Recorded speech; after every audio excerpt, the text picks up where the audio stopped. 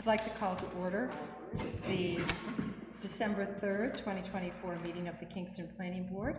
It is 6:45. I'd first like to introduce the people sitting at the table. To my left, in the empty chair, is Rob Trusolo, a member. Ben Romano, a member. Peter Coffin, a member. I'm Lynn Merrill, I'm the chair. Robin Carter is our land use administrator. Ellie Alessio is our select board representative. Pedro Avila is our code enforcement officer.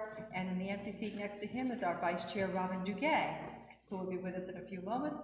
And finally, last but not least, is Glenn Greenwood, our town planner. Because we're still missing two members, they'll be here very shortly. They've both texted us. I'm going to go outside of order of business and take care of some of the board business that we need to take care of. So the second thing under board business is correspondence and the invoices from Civil Construction Management. We have one for Benevento. These in order? Yeah. Benevento for the work at One Roadstone for $187.50. Do we have consensus on paying that bill? Okay.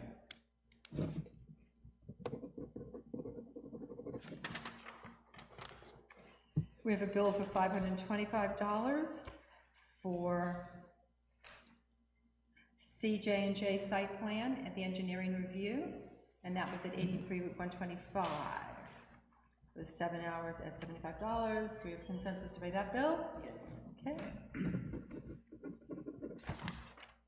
And the last one is 13 New Boston Road and Smallpox Road. That was lot number R19-15, and that was for $675 for engineering services for that. We have consensus on paying that bill? Yes. Okay. First order of business, done. In November, we didn't have a first meeting because of the elections, so correct, so there's no minutes. No minutes, that's why, okay. Yep, no minutes. Okay.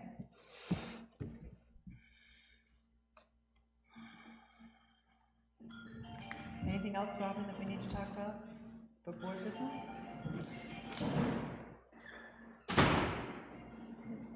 Okay. Do we know what the status is of the driveway permit regulations? Now, those are regulations, so we don't have to do that anyway. For the public hearing. Correct. Well, we do have to hold a public hearing, but we don't have right. to, it's not contingent upon town meeting. It's not the warrant. We can slide it in whenever we want. Okay. We can vote on it whenever we want, not slide it in whenever we want. Okay. But you're going to get us in trouble. Yes, that kind of language would get us in trouble. I did, however, talk with the interim department head for DPW yesterday, and he was satisfied with us making a very minor change to the text and just saying that there is an online permit process that they follow. So the language was literally going to be just a couple of words, but I didn't get a chance to do that yesterday. Okay. But he was very happy with just making sure we mentioned that the process for permits was online now. So it probably doesn't matter whether we do that now or February, once we get through the public hearing process for the warrant articles. It doesn't. Okay. It doesn't. I have an interjection there. I know that the ordinance read that the fees for those driveway permits are going to be based on what the select board has suggested. Before the previous DPW director, there was a direction that we modify those fees for the time being until the online system came forward to remain the fees at a round value of $50. So I don't know if and I know it's pertaining to the planning board to make that is your discretion to determine whether you want to keep that or you just want to go ahead and incorporate that. The planning board has no jurisdiction over fees. Okay, and so the directed language, the proposed language says that the fee as established through the Board of To Selectmen's the Board of office. Selectmen, yeah, and that's why I have the question, because it was a direction made by the director, and I just wanna make sure that I'm not overstepping or saying something out of line, before I comment to the planning board. So that has no Okay, bearing on us, so that's good. okay. Okay, so we've taken care of one other part of the agenda. I'll add something from the select board perspective. We had a discussion last night on whether or not to eliminate curbside recycling when this current contract with Waste Management is up. And the board definitely is in favor because of the cost. And we anticipate there'll be even greater costs as we go through the next 2.5 years with Waste Management. It does have to go to warrant, so that will be voted on in March, because we need to have a decision early so that we can do an RFQ, or request for quotes for the contract, and it'll take us almost 2 years to get that out and satisfied and signed before we go forward. I can't believe he didn't yell at me for not having my microphone on. So Ellie, does that mean that the current contract with Waste Management, it has 2 full more years Let's on get it? 3 full year, 25, 26, 27. 3 full years? Right, but it's recommended that we go out, get the free quotes for the first round next summer, next June, July, because then we have actually 4 bidders, 4 different companies that would be interested in bidding. And so what would happen, we'd post the request for quotes, and at some point we would meet with the bidders to review any concerns they might have or any changes they would recommend. We would then have to repost the request for quotes and then go from there. So it takes time. The other piece of the time element is once the bid is awarded, and it'll probably be within certainly a year, maybe a year and a half before the end of the current contract. So that would bring us into 27, midsummer. It takes them over a year to get a truck, for example. They would have to add equipment on to service our community if it was someone different other than the current vendor. And it's not only the truck, but the equipment that goes in the trucks, the computers, the cameras, the technology to monitor what's being put into the waste stream. So that year and a half is what they're looking for, the vendors are looking for, to have time to gear up to accommodate us. Again, if it's the current contractor, then you don't need as much of a lead time.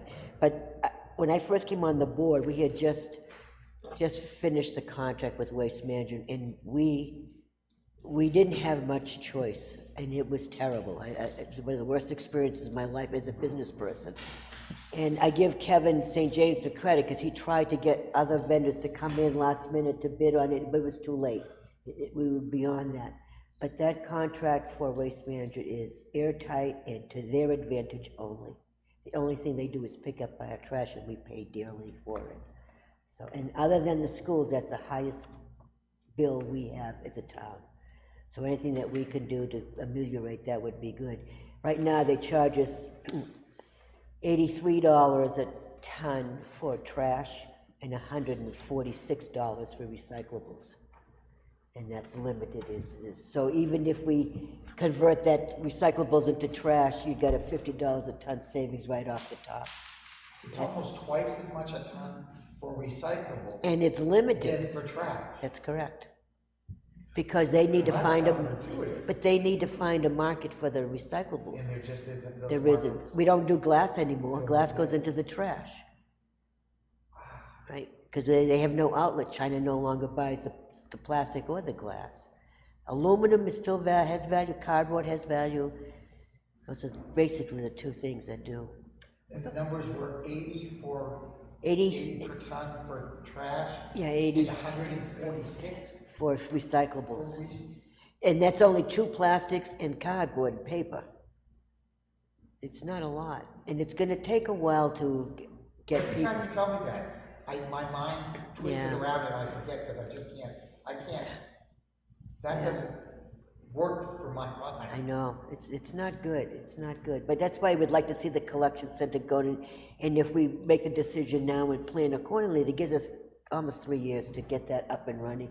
I think people will want to recycle, and if they don't, it's out of our control, but we're hoping we'll get volunteers and get someone to be a project manager and kind of shepherd the proposal through. We hope it works, but, you know, you look at some place like Lee, and they've got quite a vigorous recycling transfer station and, you know, a drop-off and swap. It's very popular, and lots of different things. And it'll be like the old days when we had a dump and we used to go there on Saturday mornings and meet our neighbors. So it's, you know, us older folks can appreciate that. The young kids have no clue what they're missing. But In Florida, where we are, they have an entire transfer station that is something like I've never seen. Yeah. They have a steel building for things that people are finished with but still work well, you know, your sort of white elephant kind of things. They have, you drop your metals, your white goods, your whatever in certain places, and then you go up around a hill, and there's a big place where you can throw things like concrete and all of that. Yeah, well, and you down, you hand them your paint, and they take all the paint that you have, and but those are more metropolitan areas. We're not that oh, I sophisticated know, but as yet. it was just, we were overwhelmed. It was just Not in my amazing. lifetime, we're not gonna get there. We were just amazing, absolutely amazing Yeah. at how the organization of it all went and how it all worked. It was Well, just, we're gonna have to do something because the state of New Hampshire no longer is allowing new dump sites to open up.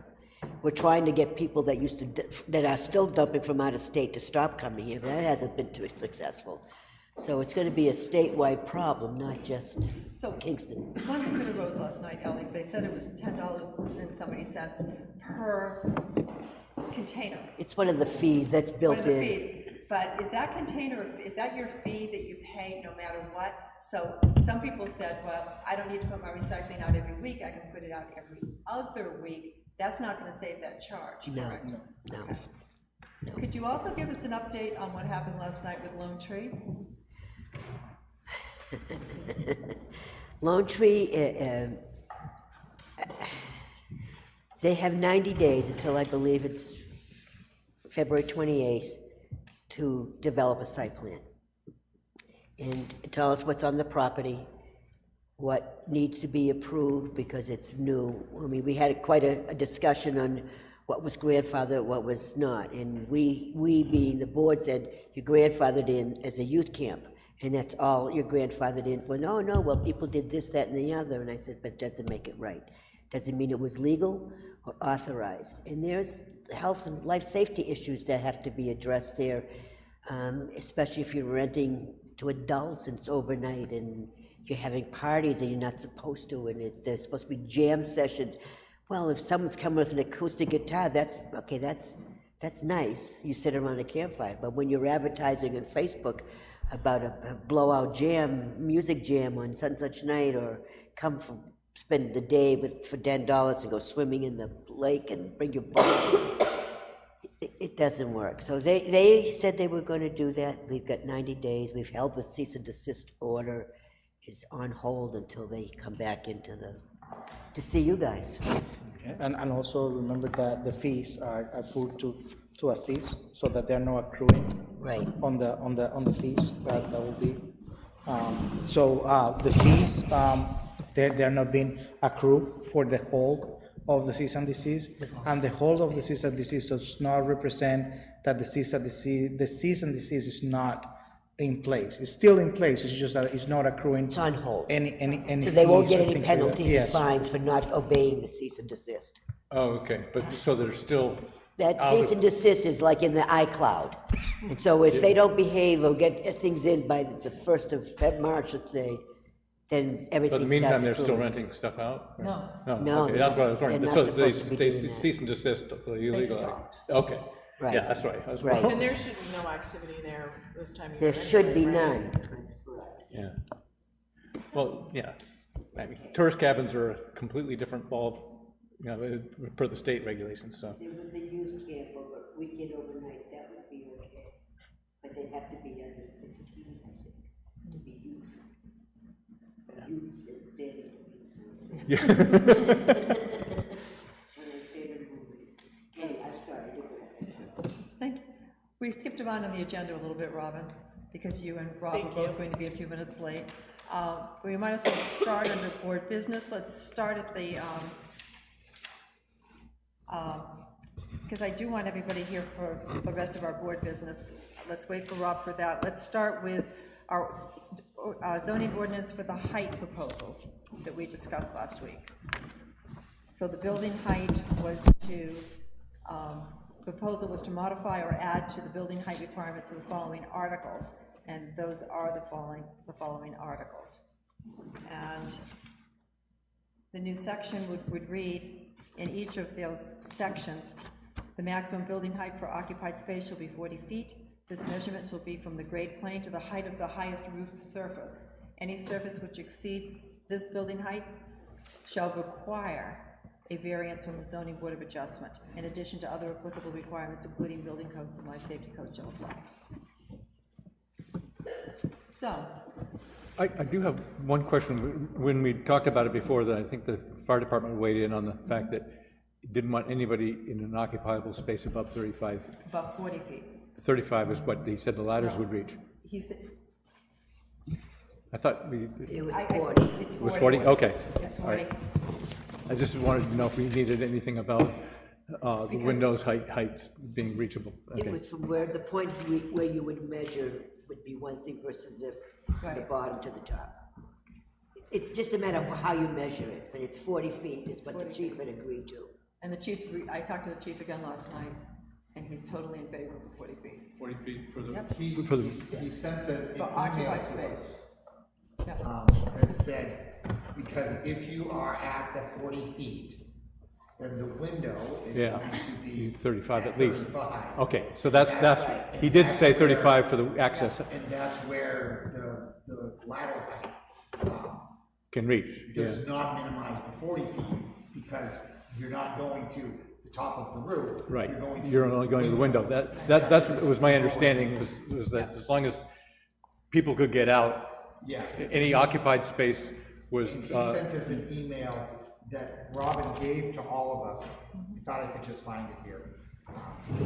He sent it very close to the last meeting. And she had given it to all of us, but I can't say it. But that is what he said. okay, I remember the 35. In addition to that, it will also be when I issue a denial notice to direct people to the board, the zoning board of appeals. I will also give a list of recommendations to the board on what does the building code says, and then the board will be able to make their decision with educated information, and that way we can better assist the general public. That's what I think. Right. It can work. Okay, do we have a motion to that effect? Seeing that we so thoroughly discussed it last week. Yeah. I'll make a motion to approve the proposed language, well, to move it, right, to public Yeah. hearing on The 10th. the 10th. We're gonna say, I had originally been concerned about using the 10th date, because when I proposed the final yesterday, I was shifting back to 35 feet because of my discussion with Pedro. But we actually had this language at 40 feet last week, so Correct. we're fine there. My only concern is, we had the language for grade plane that we submitted on that evening's date. So it's been more than 10 days, so I'm Yeah, comfortable. that was my other question, is why we didn't use the, per New Hampshire Building Code, but actually it's, if you're gonna have definition, if you're gonna use a term like grade plane, they should be able to find it in our definition, so. Exactly. And you copied it word for word out of the I New did, Hampshire Building Code, so I did. Okay, that's fine. so, we have a motion from Robin, do we have a second? Second. Second. So that motion would actually be to both add definition 15 to the definition section, and then to add the maximum building height in the 8 or so Okay, places Locations, that we yeah. had found that it needed to go. okay. All right, I just wanted to make it clear that that's what. Okay, I thought we were doing two separate votes, but if we do put them both in one, that's even faster, that's good. Because we'll have to talk about them separately next week. Right, okay. So, that's Robin's motion, and Second. Peter seconds, agrees to the change for the second. Any further discussion? Yeah, so I need to understand this grade plane in the article preamble.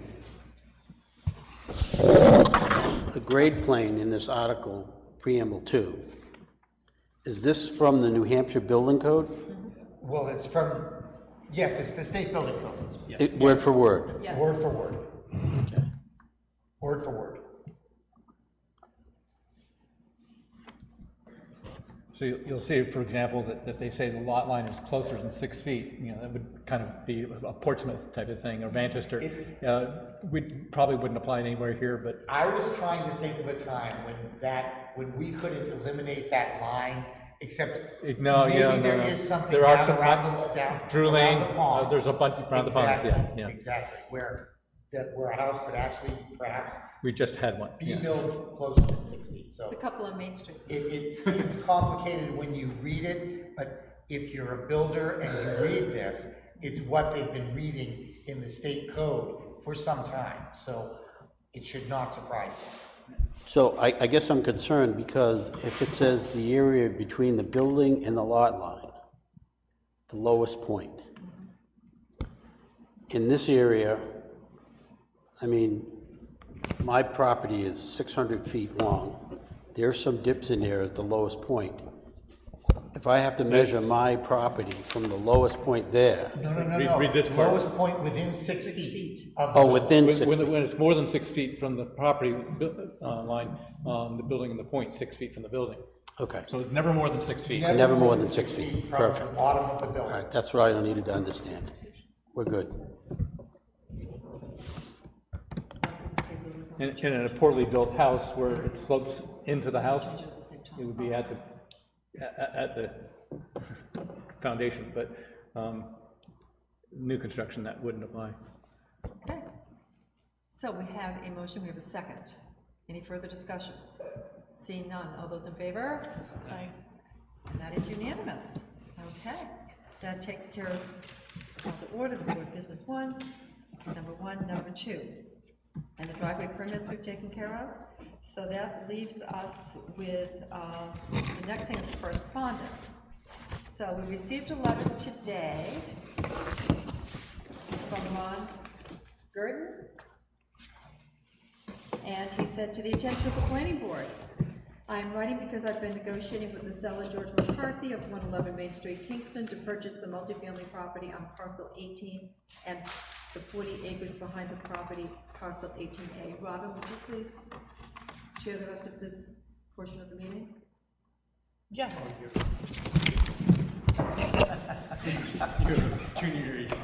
But why? I recuse myself.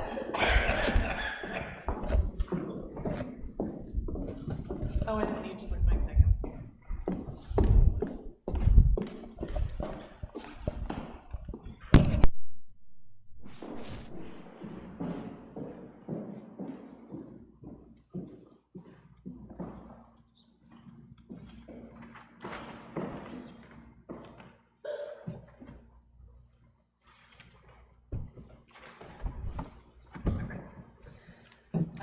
So, I got through the first sentence. thank you.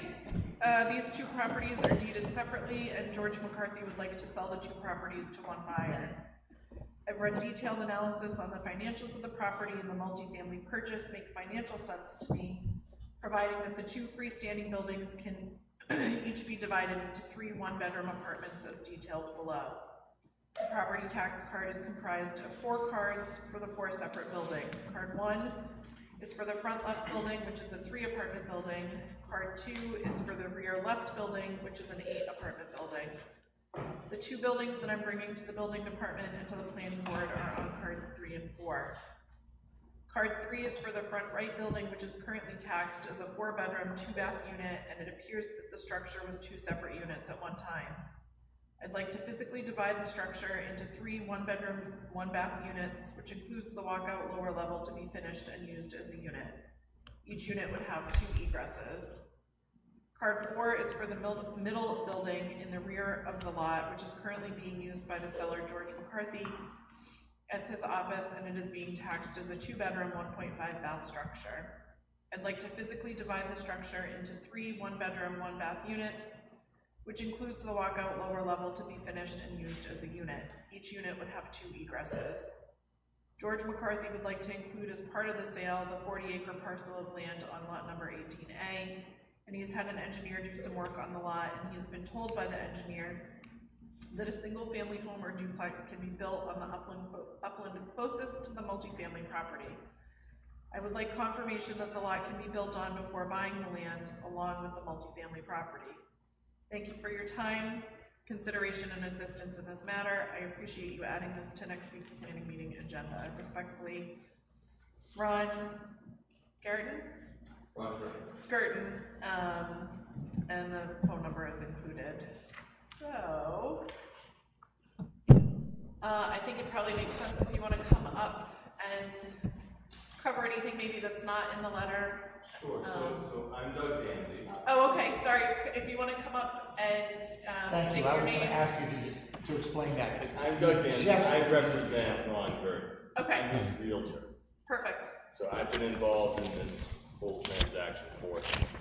And I'm doing the legwork to make sure that. Sorry to interrupt. You need to say it, state your name, press the green button. There you go. Name and address again. And then just your name and address. My name is please. Doug Danzy, and my address is 19 Buckwood Drive, Derry, New Hampshire. Okay, thank you.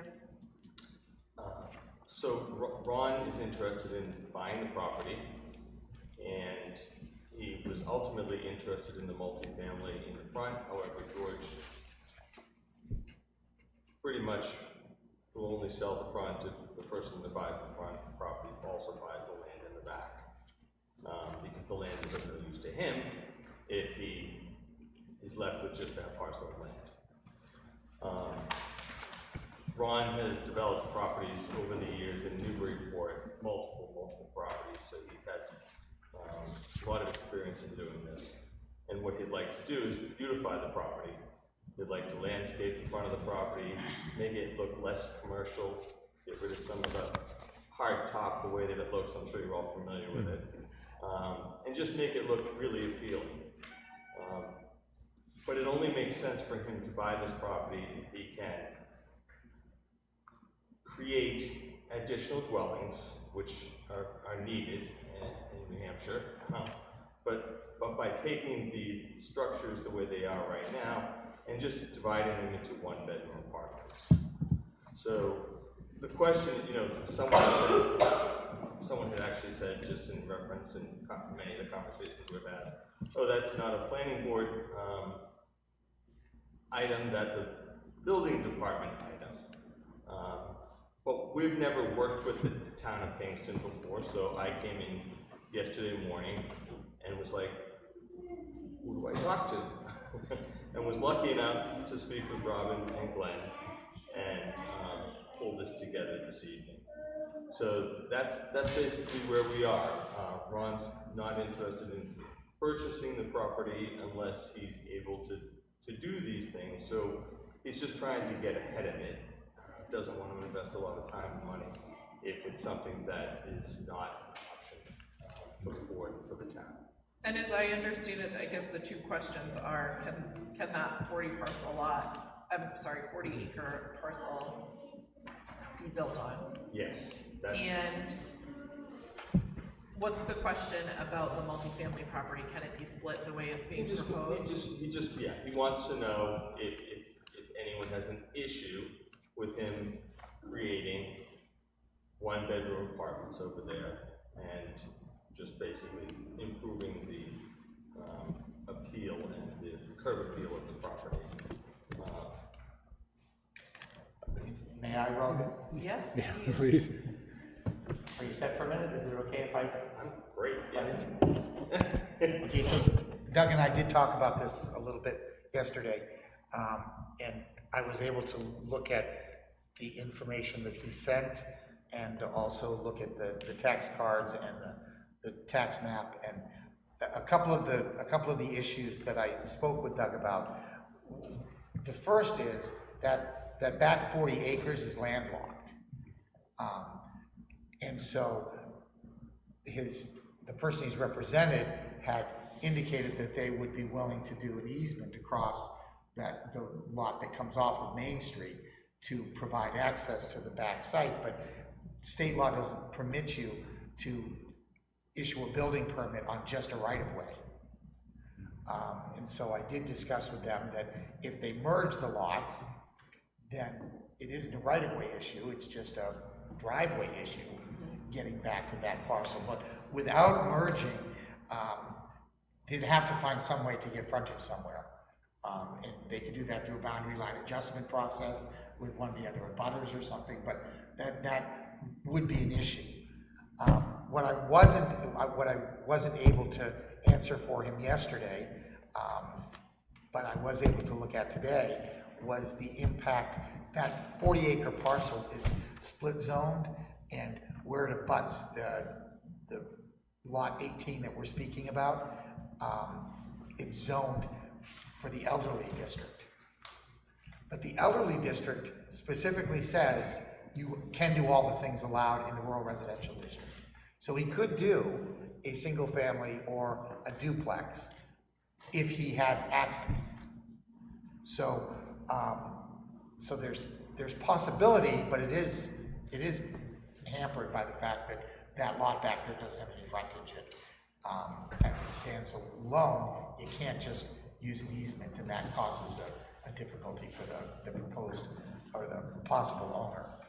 The other issue is that changing the uses of the buildings up front. It's a long-term grandfathered set of uses out there. And there are many apartments on that site, but changing the ones that are presently offices, that you could make the argument that you're changing it to a former use, except grandfathering generally, if you change it, it goes away after 2 years according to our ordinance, so that doesn't give you a direct okay. So I think that any of that kind of activity would require interaction with the ZBA. Likely you could make the argument because presently there are a lot of apartments on that site. So what I'm saying is it's not a huge stretch to consider that it would be reasonable to ask for more, but that's not something that the planning board can allow because it's zoned single-family residential. So it's our most restricted zone, and that's gonna play a part. The fact that it's all these uses out there are grandfathered is another wrinkle that has to be dealt with. And somebody that wants to unify the whole site and make it all residential, that seems like a legitimate plan of action to me, but it's not something that can be done without ZBA action, I don't believe. Just another question, because this is the first time that I hear about the proposal. Do you have an idea of what is the current condition of the structure? Is it a sprinkle building? As far as the physical structure, I don't. No? I mean, Yeah, but it would be nice if you guys would like to set up an appointment with the building department. We can sit down and go over a couple of things, and so I can point you, also give you the whole thing that will lead to actually the zoning board in this matter, because it's not a building inspector, as you mentioned earlier. There is a zoning portion of it that the zoning board will be very involved in the process. the problem that we have is the current owner is not agreeing to go under contracts subject to the town approving. So Ron needs to buy it in good faith, knowing if he can do these things. And if he can't, or he even is given the vague idea that it's gonna be rejected, he's not gonna buy it. Because and that's why I'm here tonight, because Ron needs to know, is the town simply just going to be like, we can't give you that answer, and if that's the case, that's the end of our discussion? Or is it likely that, obviously the best use of the property is residential, obviously. That's the need. It would improve the property, it would look nicer, it would it would really look great on Main Street with everything else. Depending on But what he did with it. it would look fantastic. Yeah. And the current dwelling that's being used as an office right now isn't classified as an office on the tax card.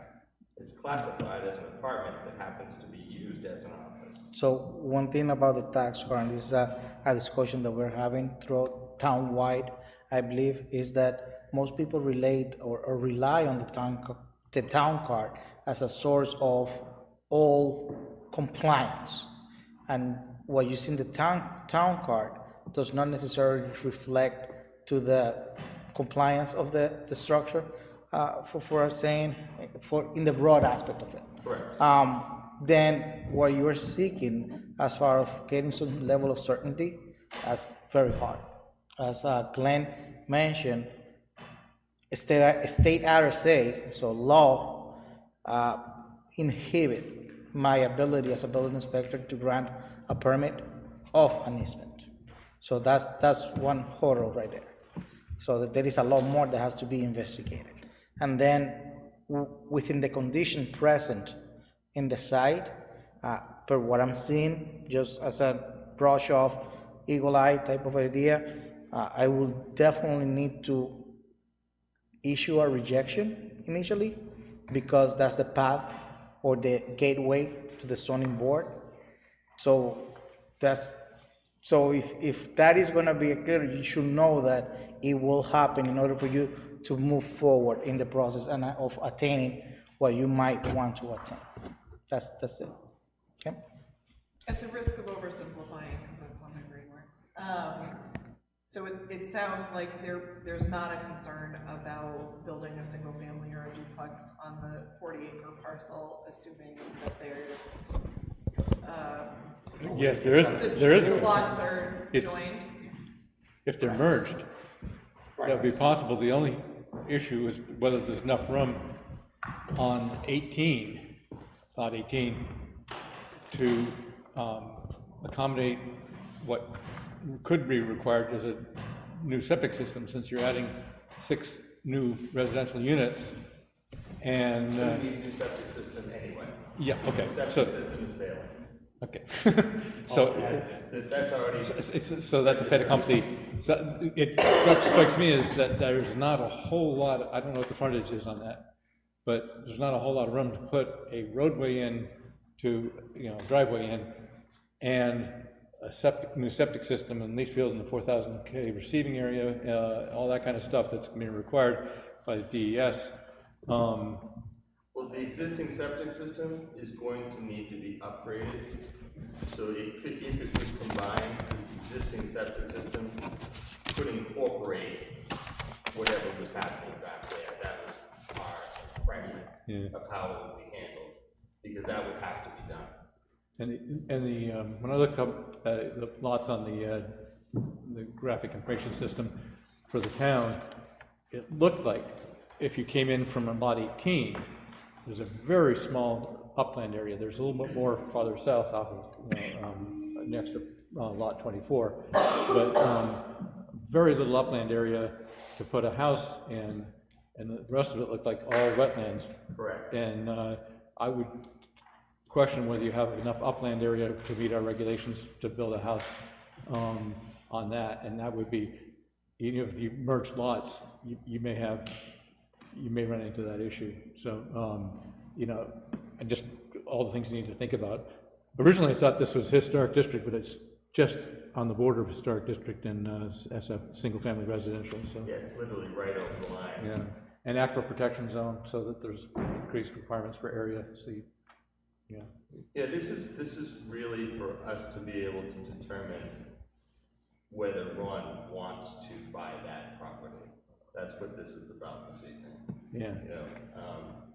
It needs to make sense for him. If he's gonna pay $150,000 for a 40-acre parcel of land that's mostly wetlands, it needs to be usable. And we need to know whether there's at least an avenue to make it usable. That, on the flip side, is commercial space right now is empty all over the state. People aren't using commercial space anymore, it's being converted to residential. That office is great as long as George is renting it, but once George is gone, that space is useless, because no one's going to go in and rent that building for commercial space.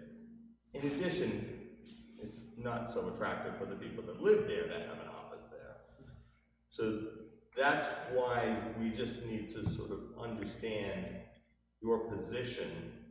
Are you for, you know, someone doing those types of changes, understanding it has to go through the right channels and the right process? But if it's more like, you know what, no, we're leaning towards keeping it the structure that it is, and keeping that building that used to be a restaurant that then became apartments, that then became a single-family house, that, you know, that we would like to have 3 units, nice units in it. I'm just here to get a feel for the room. I'm here to read the room. What are your thoughts on that? Because we understand there's a process, and we're gonna have to get building permits and do things according to code and so on and so forth. I think Glenn kind of explained it well, is that even in rural residential, you can only go to 2 units per structure. Duplexes are allowed, and not triplexes. So that would, and this is single-family residential, so it'd certainly be it would be a push. Well, I guess that to be in conforming to that property, the front building is a 3-unit building. The back property is an 8-unit building. Right. There's the other. I'm talking about the other 2. The ones. Yeah. So what we were looking to do is do 3-unit buildings like the one in the front. And I mean, if the answer is no, that's fine. I'll save a lot of time. And I would not assume that the answer is no. okay. Okay, I served 25 years in the ZBA. I can't tell you what they're gonna vote, but this is not insurmountable. Your biggest issue is the 40 acres out back. Right. Because it's all wetlands, and you need access, and you need frontage, and I don't know how we could say that's gonna work for it right now. Although I heard Glenn say if you combine the 2 lots, now you have 1 lot of record. Now you have the flexibility, perhaps, to get that egress, to build 1 more house to get your money back on that back property. Well, there was also something floated around about doing a lot split.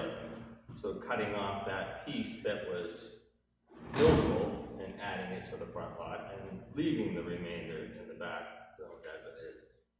You know, so I'm throwing things out there to see. Yeah, that would be a lot line merger also, and you making things less conforming would be tough. So That's the issue. Yeah. If you take away from the 40-acre lot the buildable area, leaving making a non-conforming lot even more non-conforming, you need ZBA approval for that as well. So you want to see it combined.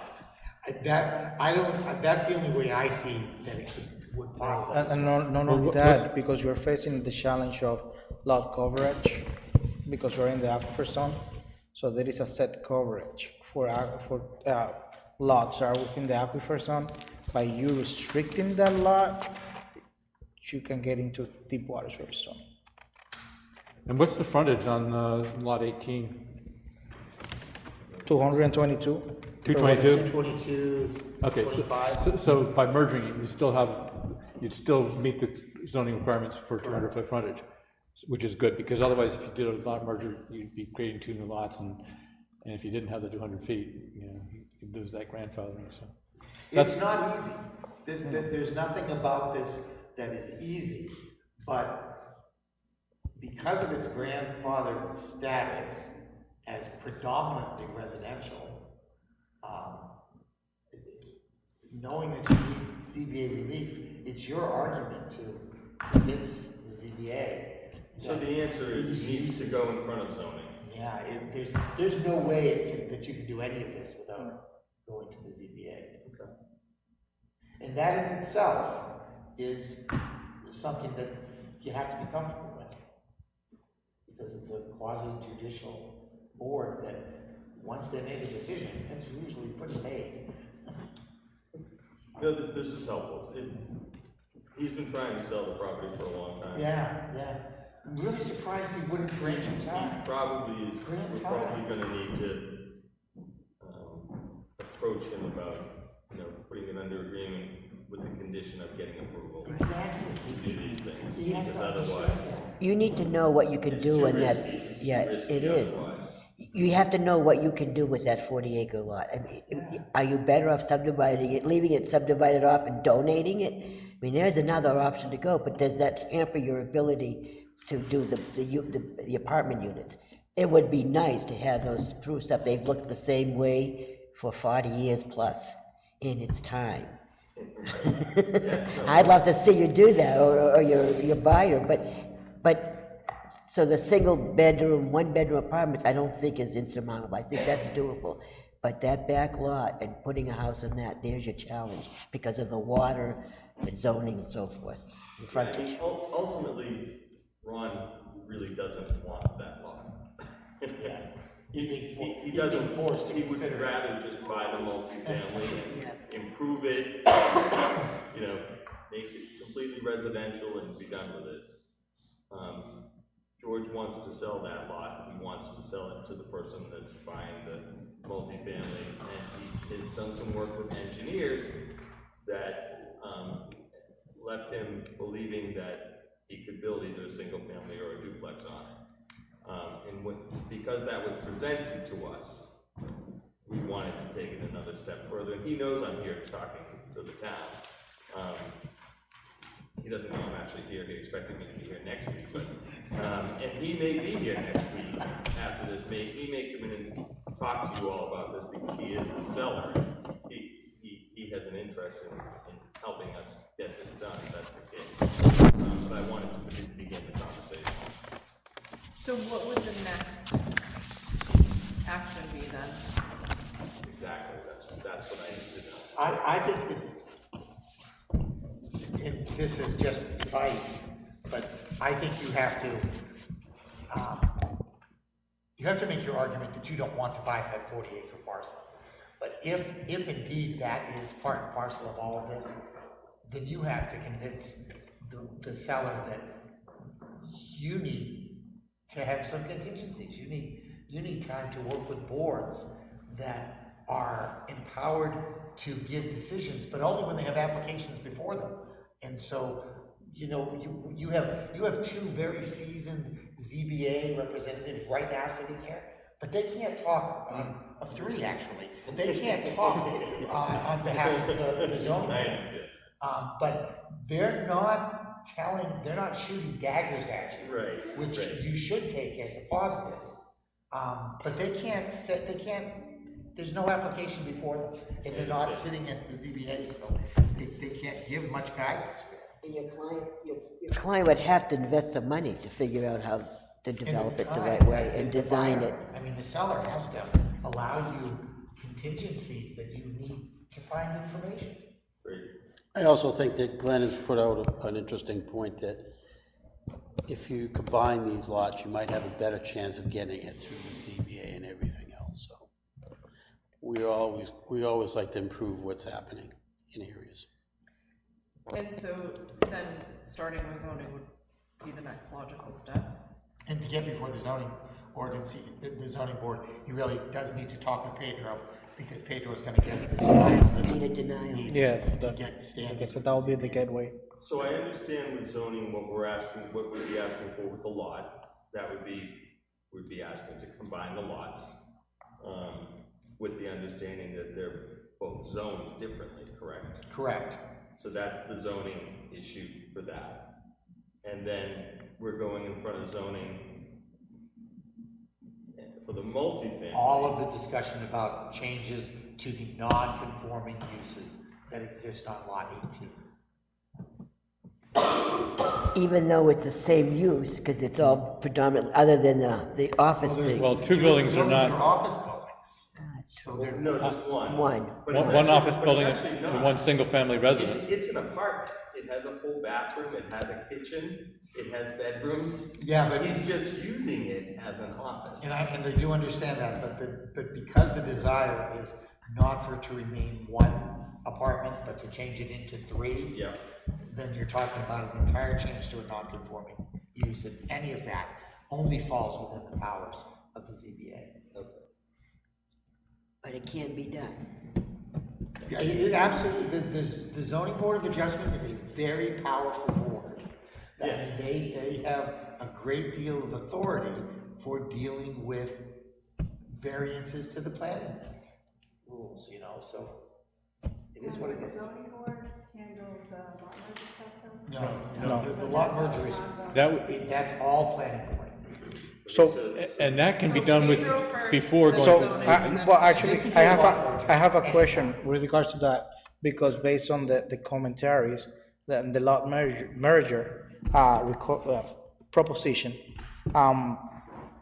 will it be then sensible to start, obviously with me, zoning, depending on the zoning determination, then planning, and then probably back to zoning with some items? What I'm reading from Glenn, which makes perfectly good sense, is that if the person who's selling the lots wants to sell both of them together, it makes a lot of sense to merge, because that back lot has really no value, and it's not assessed at any real value, because it's not a buildable lot right now. And it doesn't have any access on a Class 5 or better road. So it's not buildable as it exists. And as Glenn pointed out, the way to resolve that and to give them some value to that, if there's any buildable area on there, is to merge them. And I would suggest that the owner should be, in order to, you know, get his value out of the lot. That's a very simple process. It is, okay. It's a very simple process. What is that? I mean, I don't know, obviously we'll talk about it. As long as the deeds are in the exact same name, so as long as 18 and 18A are in the exact same name, it's a process that is administrated by the planning board. They don't even hold a public hearing on it. They just review the form, sign it, and send it to the assessor. So it is the simplest procedure that the planning board's involved in out of all the things the planning board does. So it's paperwork. It is paperwork. So the planning But it board, does need the deeds to be in the exact same names. I think they're both in the same LLC that George has That would be- currently, but I'm that would be not perfect. positive. Oh, really? You are?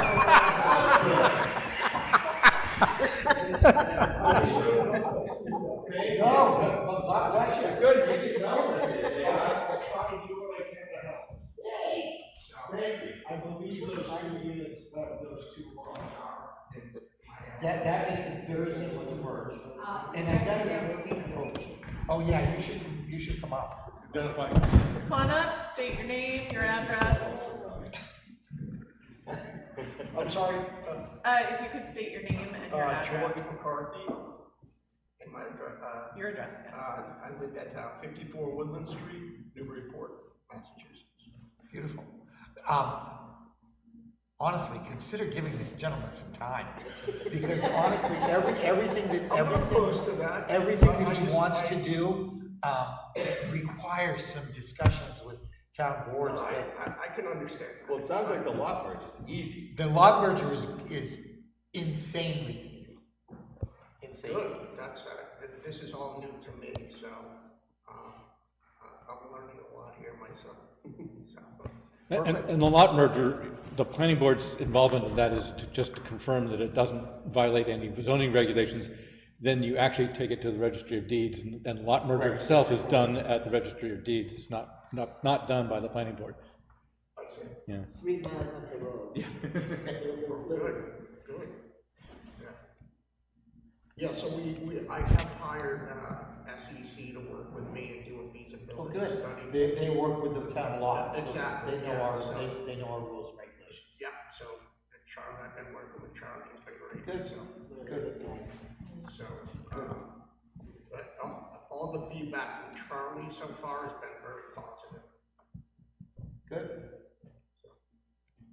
So what I'm getting from this is, this all sounds workable, just have to go through the process.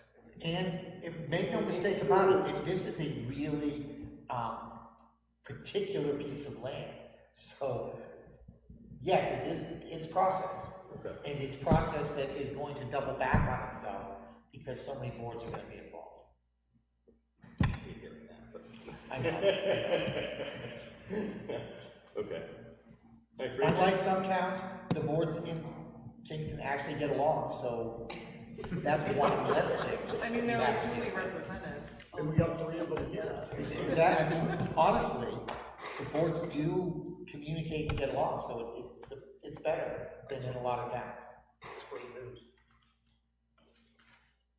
Does that answer your questions? Yeah, so the process on the lot combination, if that's what ends up happening, that's easy. And we can get you that form. And then the other, as far as getting approval to restructure the apartments, that's a zoning. That is, and you'd start with. And at that point, gonna have a very lengthy discussion about the 2021 edition of the building code. Because Pedro got introduced as the code enforcement officer when Lynn introduced him, but he's also the building inspector. I picked that up. So he will be working very closely with you. Okay. All right, great. Thank you for your time. Good luck. Thank Appreciate you, it. good luck. Thank you. Lynn, would you like to resume your seat at the helm?